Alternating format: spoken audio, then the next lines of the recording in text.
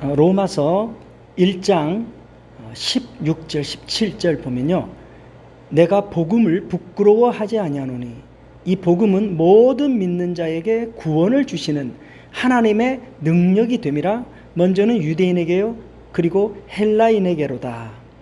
복음에는 하나님의 의가 나타나서 믿음으로 믿음에 이르게 하나니 기록된 바 오직 의인은 믿음으로 말미암아 살리라 함과 같으니라. 이 복음은요 구원이고요, 구원은 영생이고, 그 구원을 내가 받아들이면 그것이 내 것이 되는, 값없이 베풀어지는 은혜로 주어지는 것이죠. 로마서 3장 28절에도 그러므로 사람이 의롭다 하심을 얻은 것은 율법의 행위에 있지 않고 믿음으로 되는 줄 우리가 인정하노라. 에베소서 2장 8절 9절 말씀, 너희는 그 은혜에 의하여 믿음으로 말미암아 구원을 받았으니 이것은 너희에게서 난 것이 아니요 하나님의 선물이라. 행위에서 난 것이 아니니 이는 누구든지 자랑하지 못하게 함이라. 구원은 우리의 행위로 얻어지는 것이 아니라 오직 은혜, 값없이 베풀어지는, 하나님이 일방적으로 주시는 것을 받아들이면 구원이 임하는 것이죠.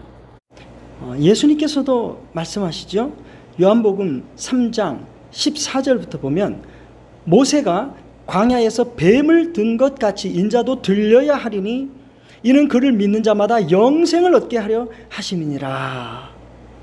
하나님이 세상을 이처럼 사랑하사 독생자를 주셨으니 이는 그를 믿는 자마다 멸망치 않고 영생을 얻게 하려 하심이니라. 믿는 자 누구에게나 하나님은 구원을 베푸신다라는 것입니다. 우리가 이런 말들을 많이 듣게 되죠. 택함 받았다, 부르심 받았다, 구원 받았다, 영생을 얻었다, 새 생명 받았다, 아들이 되었다, 성령을 받았다, 이런 말들을 듣게 되면 이거 다 같은 말입니다. 다 한 뜻을 가지고 있어요. 하나님께서 값없이 베푸는 은혜를 받은 것을 말합니다. 그들이 택함 받은 자고요, 그들이 부르심에 응해서 그 부르심을 받은 것이고요, 그들에겐 구원이 있는 것이고요, 영생을 얻은 것입니다. 그들이 성령을 가진 자입니다. 그러니까 성령을 받았다 그러면 그 생명을 받은 것, 그 은혜를 받은 것, 그 택함을 받은 것을 말합니다. 교회들이 성령을 받은 것을 오해하는 경우가 많습니다. 어떤 성령을 체험했느냐, 그래서 어떤 체험한 증거들이 있으면 성령 받은 것이고, 그 증거들이 뭐 방언이라든지 예언이라든지 뭐 환상을 봤다든지 어떤 신비한 체험을 하는 것을 성령 받은 것으로 얘기를 하고, 그런 체험이 있어야 구원받은 것이다. 사실 어떤 체험 중심은 이건 굉장히 위험하죠. 감정적인 터치들, 우리가 사람이 어떤 것에 심하게 몰입되면은 무아지경에 들어가죠. 무아지경에 빠지면 어떤 신비한 것들도 체험이 됩니다. 그래서 무아지경 속에서 어떤 것들이 체험되면 그것이 다 성령이라고 생각해서는 안 됩니다. 성령이란 하나님의 영이고요, 하나님의 영을 받은 것은 생명 받은, 이 새 생명 받은 거듭난 생명인 것이 성령을 받은 것입니다. 오직 말씀으로 구원에 베풀어 주신 이 복음을 마음으로 온전히 받아들이는 것이 성령을 받은 것입니다.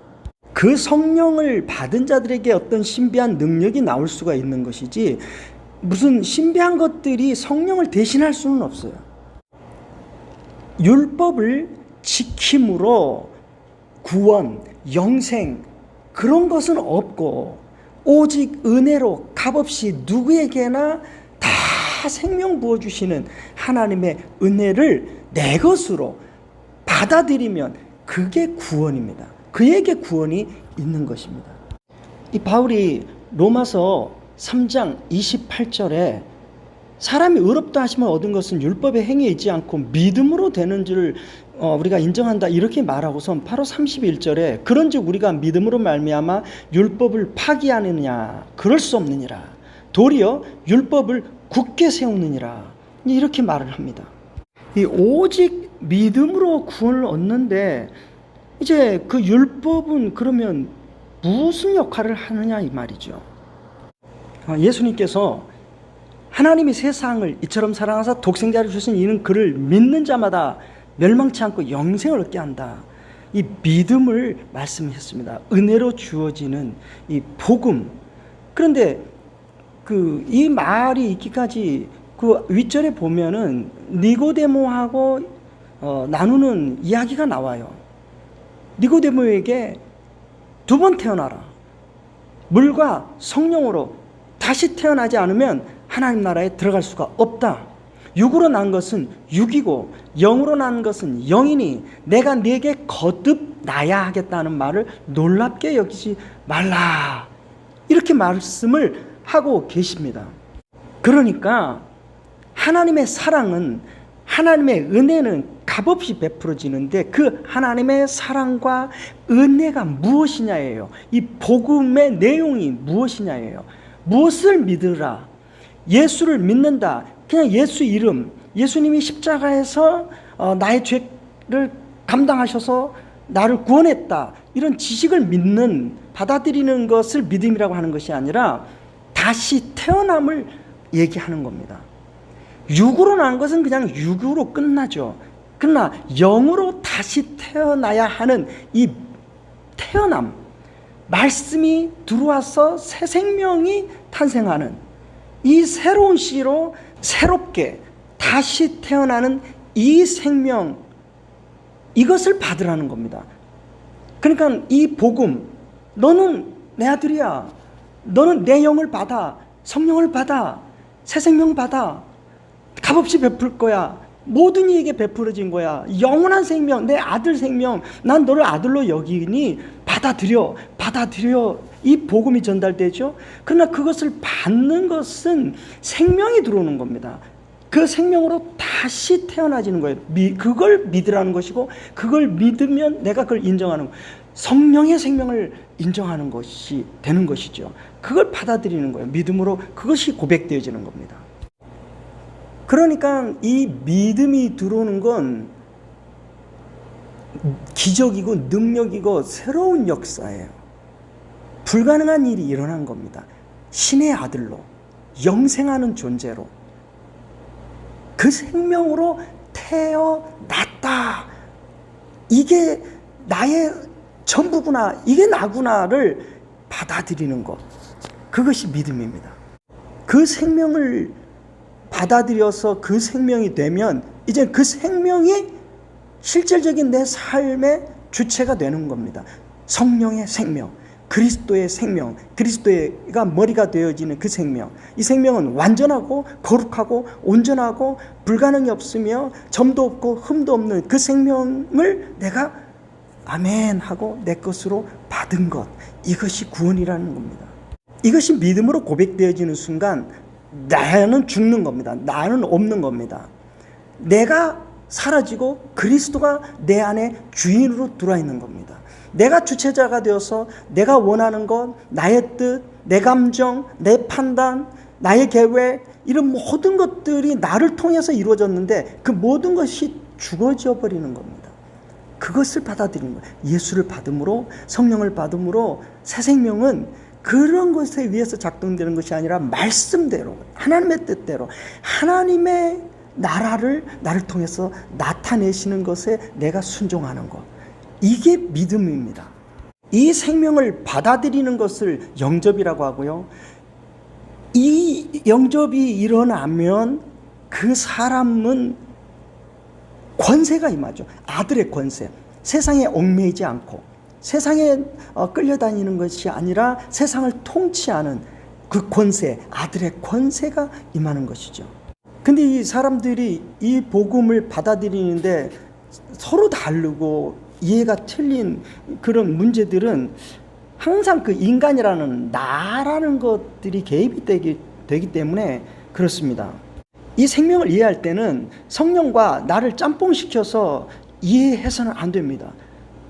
이 생명은 성령으로 존재하는 그 생명입니다. 새 생명, 성령의 생명, 거듭난 거룩한 생명, 의로운 생명, 온전하고 완전한 생명, 이것을 내가 받아들이는 게 믿음입니다. 그래야 내 것이 죄가 되고 내 멋대로 살 수 없는 그 하나님의 법, 하나님의 말씀이 모든 것이 되어지기 때문에 믿음이란 그 온전함을 받는 것, 성령으로만 내 생명이 존재하는 것을 받아들이는 것을 믿는 것입니다. 그렇기 때문에 이 믿음이 시작되면 그 사람은 더 이상 내가 살 수 없어요. 나의 종이 되어서 세상적으로 끌려다녔던 나로 살 수가 없어요. 오직 성령의 법, 성령의 뜻을 따라 순종할 수밖에 없는 거예요. 그것을 인정하는, 그 복음을 받았기 때문에 그렇습니다. 그 아들로 자기가 스스로 믿음으로 받았기 때문에. 그런데 나 뜻, 내 뜻, 내가 원하는 대로 살면서 예수님이 날 구원했으니까 난 예수를 믿어. 그것은 새 생명과 상관이 없는 겁니다. 이 거룩한 하나님의 생명, 성령의 생명, 영생하는 생명, 그것과 상관없는 겁니다. 그래서 내가 믿습니다 말로 하고 어떠한 그런 감정적인 뭐가 일어난다고 해서 믿음이 아니라 예수 그 생명만이 내 안에 들어와서 그 생명이 나요, 내가 그 생명이 되어버린 이 사실을 진실로 받아들일 때에는 그 생명이 작동합니다. 그 거룩함이, 그 온전함이. 그래서 수많은 하나님의 계명들, 말씀, 그 법을 내 것으로 받아들이게 됩니다. 그것을 지키지 않고도 괜찮아 할 수가 없는 거예요. 태어날 때 값없이 부어지는 건 일방적으로 내가 받아들이는 그 순간에 그냥 들어오죠. 그런데 들어오면 그 생명이 주체자가 됩니다. 그 생명으로 살아야 그 생명이죠. 그러나 내 생명으로 내가 원하는 것으로 하나님을 섬기는 것이 그 생명하고 하나가 아닙니다. 이 누가복음 10장에 보면요, 10장 25절에 보면 어떤 율법 교사가 일어나 예수를 시험하여 이르되 선생님, 내가 무엇을 하여야 영생을 얻으리까? 이렇게 질문합니다. 이 영생에 대한 부분을 질문하죠.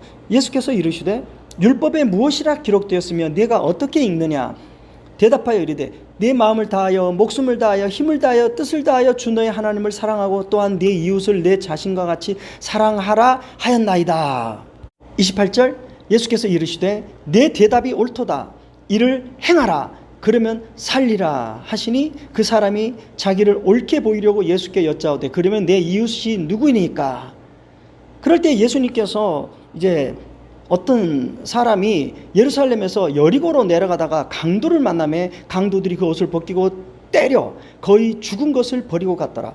마침 한 제사장이 그 길로 내려가다가 그를 보고 피하여 지나가고 또 이와 같이 한 레위인도 그곳에 이르러 그를 보고 피하여 지나가되 어떤 사마리아 사람은 여행 중 거기 이르러 그를 보고 불쌍히 여겨 가까이 가서 기름과 포도주를 그 상처에 붓고 싸매고 자기 짐승에 태워 주막으로 데리고 가서 돌보아 주니라. 그 이튿날 그가 주막 주인에게 데나리온 2를 내어주며 이르되 이 사람을 돌보아 주라. 비용이 더 들면 내가 돌아올 때 갚으리라 하였으니 내 생각에는 이 세 사람 중에 누가 강도 만난 자의 이웃이 되겠느냐? 이르되 자비를 베푼 자니이다. 예수께서 이르시되 가서 너도 이와 같이 하라 하시니라. 이 무엇을 하여야 영생을 얻겠느냐라는 질문부터 시작됐는데 그것이 사랑을 베풀어야 된다. 그러니까 뭐 그 중에 어떤 것이 진짜 사랑이냐 할 때에 예수님께서 이제 예를 드는 내용이 내 것을 내어주고 베풀고 이 진실한 마음으로 이웃을 사랑해야 하는 것을 가르치거든요. 그러면 예수님께서 이 영생은 내 행위로 얻어지는 것을 지금 말하고 있는 것인가? 그렇게 오해할 수가 있단 말이에요. 복음에 대한 오해가 이런 말씀 때문에 생겨나는 거예요. 누가복음 18장 18절에도 똑같은 질문을 한 관리가 해요. 어떤 관리가 물어 이르되 선한 선생님이여 내가 무엇을 하여야 영생을 얻으리까? 이제 똑같이 이 계명을 지키는 이야기를 하고요. 그럴 때에 예수님이 그렇게 얘기하니까 이 부자는 다 지켰다 이렇게 또 얘기를 합니다. 그때 예수님께서 내게 아직도 한 가지 부족한 것이 있으니 내게 있는 것을 다 팔아 가난한 자들에게 나눠주라. 그리하면 하늘에서 네 보화가 있으리라. 그리고 와서 나를 따르라 하시니, 이런 행위적인 것을 요구하는 것이죠. 그러면서 재물이 있는 자는 하나님 나라에 들어가기가 얼마나 어려운지, 낙타가 바늘귀로 들어가는 것이 부자가 하나님 나라에 들어가는 것보다 쉬우리라 이렇게 말합니다. 우리가 행위로 어떤 업적을 쌓아야 구원을 얻는 것이냐, 그걸 설명하고 있는 것이냐, 그게 아니라는 겁니다. 성경은 끊임없이 베푸시는 하나님의 은혜를 받으라는 것이죠. 근데 그 은혜를 받은 자의 세계, 그 세계는 사랑밖에 없다 그 말이에요. 그게 생명이니까, 성령을 받아들인 거니까, 그 생명이 탄생한 거기 때문에, 사람으로 탄생되면 사람으로 자랄 수밖에 없듯이 성령으로 태어나면 성령으로 살 수밖에 없고 자라날 수밖에 없는, 그래서 이러한 사랑을 베푸는 것이 없으면서 난 성령으로 태어났어, 난 거듭났어, 내가 주장한다고 거듭남이 아니라는 겁니다. 말씀을 지켜 행하는 것은 자연적인 이제 현상으로, 오직 그의 삶의 모든 양식은 말씀입니다. 이게 생명 가진 자, 거듭난 자, 새 생명인 증거들이죠. 그래서 바울이 그렇게 은혜를 강조하면서도 이 법을 또 말하지 않을 수 없는 법을 가르치고 있어요. 로마서 6장에 보면, 그런즉 우리가 무슨 말을 하려 은혜를 더하게 하려고 죄에 거하겠느냐, 그럴 수 없느니라. 죄에 대하여 죽은 우리가 어찌 그 가운데 더 살리요. 죄에 대해 죽고 그리스도의 생명으로 다시 태어났기 때문에, 3절 무릇 그리스도 예수와 합하여 세례를 받은 우리는 그의 죽으심과 합하여 세례를 받은 줄을 알지 못하느냐. 그러므로 우리가 그의 죽으심과 합하여 세례를 받음으로 그와 함께 장사되었나니, 이는 아버지의 영광으로 말미암아 그리스도를 죽은 자 가운데서 살리신 같이 우리로 또한 새 생명 가운데서 행하게 하려 함이라. 만일 우리가 그의 죽으심과 같은 모양으로 연합한 자가 되었으면 또한 그의 부활과 같은 모양으로 연합한 자도 되리라. 우리가 알거니와 우리의 옛사람이 예수와 함께 십자가에 못 박힌 것은 죄의 몸이 죽어 다시는 우리가 죄에게 종노릇 하지 아니하려 함이니, 이는 죽은 자가 죄에서 벗어나 의롭다 하심을 얻었습니다. 만일 우리가 그리스도와 함께 죽었으면 또한 그와 함께 살 줄을 믿노니. 이렇게 은혜가 들어오면은 은혜가 죄짓게 만드는 것이 아니라, 은혜를 받은 자들은 예수 그리스도의 생명을 받은 거기 때문에 그리스도와 함께 죽었고 그리스도의 부활 생명으로 다시 태어난, 나에 대해서 죽고 새 생명이 나에게 들어온, 그걸 받아들여서 그리스도랑 연합된 이 존재는 옛사람인 나로 보지 않는 겁니다. 그걸 죄로 바라보기 시작해요. 그래서 나로부터 타고 들어온, 육으로부터 타고 들어온 것을 나로 보지 않기 때문에 그것을 통해서 역사하는 육적 소욕들을 대적하게 되는 것이죠. 그런데 그러한 말씀으로 세상으로부터 오는 것들을 대적하지 않고 적절히 세상과도 조화되면서 나는 예수를 믿기 때문에 구원이라고 하는 그런 구원론을 갖고 있기 때문에 문제가 되는 겁니다. 복음은 값없이 베풀어지는 은혜를 입은 것이고, 이것은 영원한 생명이고 땅을 통치하는 능력의 생명인 것입니다. 이 능력의 생명이 그대로 생명으로 존재하려면 그 생명의 주체자인 그리스도가 나타나는 겁니다. 그리스도가 아닌 내가 그리스도를 이겨먹으면서 난 그 생명이야라고 스스로 여긴다고 그 생명이 아닌 것이죠. 생명에게 순종하고 이제 그 법을 따라 살아가는 이 삶이 우리에게는 요구가 되는, 말씀대로만 순종하는 것이 요구가 되는, 그러나 그것도 내 의로 내가 지키는 것이 아니라 내가 죽었고 성령만이 나임을 분명하게 고백하는 은혜로 입은 것을 우리는 알아야 또 내가 작동하지 않을 수 있도록 나를 오직 성령 앞에 순복하도록 인도해 가십니다.